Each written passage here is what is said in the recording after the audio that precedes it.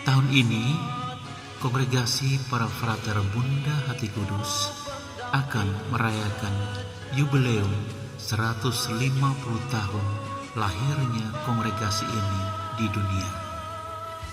Kongregasi Para Frater Bunda Hati Kudus lahir di negeri Belanda pada tanggal 13 Agustus tahun 1873. Di momen yubileum yang sangat istimewa ini, kami perlu menyampaikan beberapa hal dalam kaitan dengan Kongregasi Para Frater Bunda Hati Kudus. Yang pertama, perlu kami sampaikan biodata pendiri Kongregasi Frater Bunda Hati Kudus. Kongregasi ini didirikan oleh Monsignor Andreas Ignatius Kaapman, Uskup Agung Utrecht, negeri Belanda.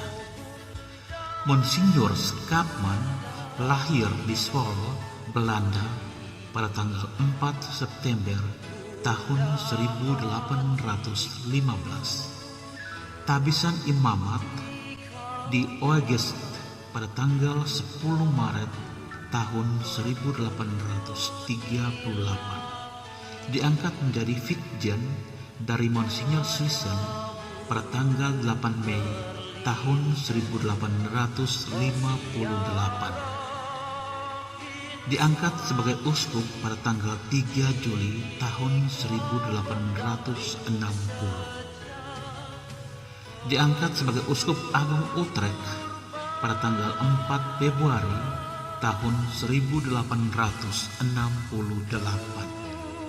Ditugaskan di Metropolitan Kerk Santa Catarina di Utrecht pada tanggal 9 Maret tahun 1868 dan meninggal dunia pada tanggal 19 September tahun 1882. Moto dan amanat pendiri Kongregasi Frater Bunda Hati Kudus yang lebih dikenal dengan Frater van Utrecht atau Frater Pengajar.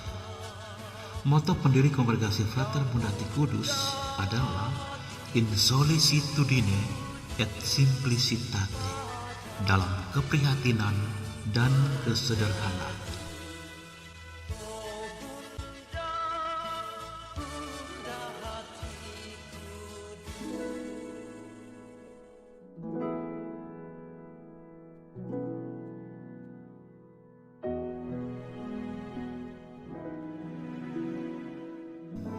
Amanat yang diembankan kepada para anggota kongregasi dan yang bekerja dalam karya pelayanan kongregasi adalah: pertama, saya memerlukan frater-frater berkeyakinan mendalam tentang pentingnya segala sesuatu dari pendidikan dan pembentukan kaum muda. Saya memerlukan biarawan yang rajin dan unggul dalam kebijakan dan kecakapan yang dijiwai oleh suatu etiket murni dan penuh cinta kasih. Saya memerlukan guru-guru yang rajin dalam hal kebenaran. Berikutnya, panggilan spesial menjadi biarawan Frater Bunda Hati Kudus atau lebih dikenal dengan Frater BHK. Siapa dan apa Frater Bunda Hati Kudus atau Frater BHK?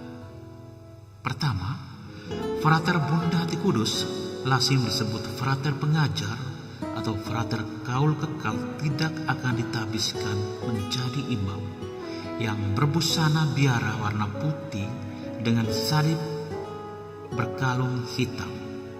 Ciri hidupnya seperti bruder, hanya beda sebutan karena yang lebih dikenal tidak ditabiskan adalah bruder, sedangkan frater berarti akan ditabiskan. Sebutan frater ini berlaku sejak awal berdirinya kongregasi, di mana pendiri meneruskan sebutan bagi salah satu kelompok hidup bersama yang terlebih dahulu berdiri dengan menyebutkan anggotanya frater, tetapi kemudian bubar, sehingga pendiri mau meneruskan tradisi sebuah peristiwa sejarah ini di negeri Belanda. 2. Santa Maria adalah pelindung kongregasi dengan gelar Bunda Hati Kudus. Ia menunjukkan kepada kami anggota kongregasi putranya Yesus yang lemah lembut dan rendah hati, menganugerahkan ketenangan dan penerangan kepada orang yang letih lesu dan berbeban berat yang datang kepadanya. 3. Maria Bunda Hati Kudus mengajak kami agar dengan kesederhanaan hati memperkenalkan cinta kasih dan kebaikan hati Allah. 4. Bersama dengan banyak orang, kami merupakan gereja Yesus Kristus. Kami mau mengikuti Dia dari dekat dan bersama Dia menjadi saksi tentang pembebasan dan keselamatan bagi semua orang. 5. Kongregasi kami adalah bagian dari gereja. Dalam persekutuan religius, kami mengikat diri kepada kaul kemurnian, kaul ketaatan, dan kaul kemiskinan dalam semangat Injili. Kami saling memberi dan menerima untuk hidup, berdoa, dan berkarya bersama. 6. Kongregasi kami menerima tugas dari gereja membantu orang muda dalam perkembangannya menuju kedewasaan dan dengan perhatian yang seimbang untuk pandangan hidup mereka. 7. Bila keadaan meminta, kami wajib rela dan siap sedia untuk menangani tugas-tugas baru demi pelayanan kepada sesama. Apa karya Frater BHK? Karya para Frater BHK adalah karya dalam bidang pendidikan, yaitu berupa sekolah dan asrama. Karya atau tugas-tugas lain adalah pembinaan mental rohani, pertanian, peternakan, dan karya pastoral pada umumnya.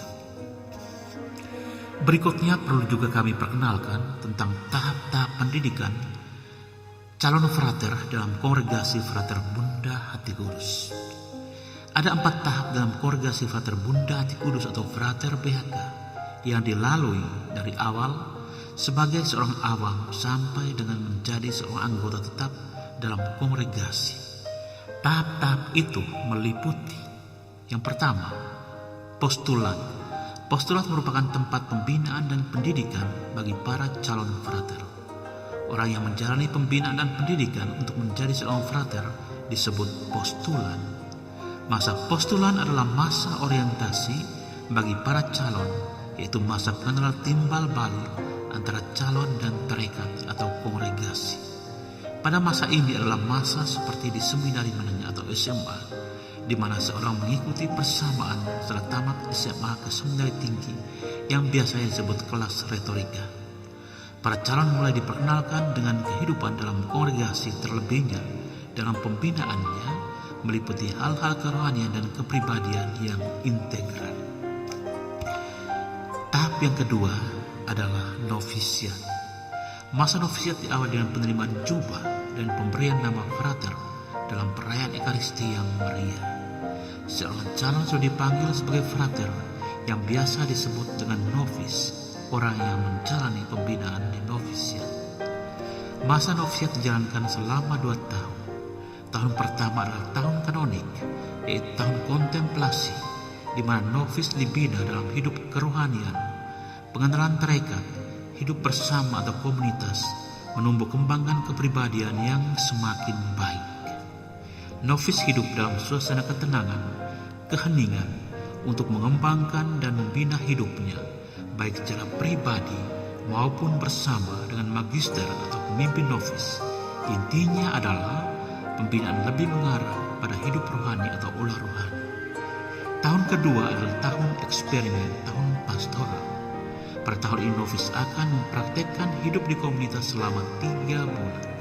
Novis akan mengalami secara langsung kehidupan dalam kongregasi di komunitas karya. Novis mulai diperkenalkan karya-karya nyata yang dijalankan oleh kongregasi. Selama menjalani masa novisiat, program pembinaan yang ditekankan adalah hidup rohani, hidup berkomunitas, pengenalan akan tarekat, kerasulan, dan ditekankan adalah hidup rohani hidup berkomunitas. Setelah selesai menjalani pembinaan novisiat, tahap akhir adalah novis mengajukan lamaran untuk mengikrarkan kaul perdana dan advis penilaian dari magister ke Dewan Pimpinan Umum. Tahap berikutnya adalah juniorat. Masa ini dimulai ketika frater atau novis mengikrarkan kaul perdana yang sering disebut frater junior. Masa ini berlangsung sampai dengan 9 tahun. Selama kurun waktu ini, frater junior hidup dan berkarya di komunitas-komunitas yang menjadi tempat karya kongregasi. Setelah mengikrarkan kaul perdana, frater junior akan membarui kaul 1 tahun, kemudian dan selanjutnya setiap 2 tahun, frater junior memperbaharui kaul-kaulnya. Kemandirian dalam hidup rohani dan kepribadian terus dikembangkan menuju kedewasaan. Tahap berikutnya, kaul kekal. Kaul kekal merupakan keputusan definitif bagi seorang frater untuk berserah setia seumur hidup dalam tarekat atau kongregasi, mengabdikan seluruh hidupnya kepada Tuhan dan sesama melalui gereja dan tarekat, mempersembahkan tubuh sebagai persembahan yang hidup, yang kudus, yang berkenan kepada Allah adalah ibadah yang sejati. Berikutnya, syarat-syarat menjadi anggota frater Bunda Hati Kudus. Yang pertama, pemuda beriman Katolik berusia minimal 17 tahun. Kedua, telah dipermandikan dan menerima sakramen krisma, surat permandian dan surat krisma. 3. Sehat rohani dan jasmani, surat keterangan kesehatan dan dokter. 4. Surat izin orang tua. 5. Surat keterangan dari pastor paroki. 6. Pendidikan minimal LS SLTA atau sederajat. Sekian dan terima kasih. Perkenalan kami dengan kongregasi Frater-Frater Bunda Hati Kudus. Dirgahayu kongregasi Frater-Frater Bunda Hati Kudus yang ke-150. Ayo terus kepakkan sayapmu ke seantero dunia untuk mendampingi kaum muda. Terima kasih.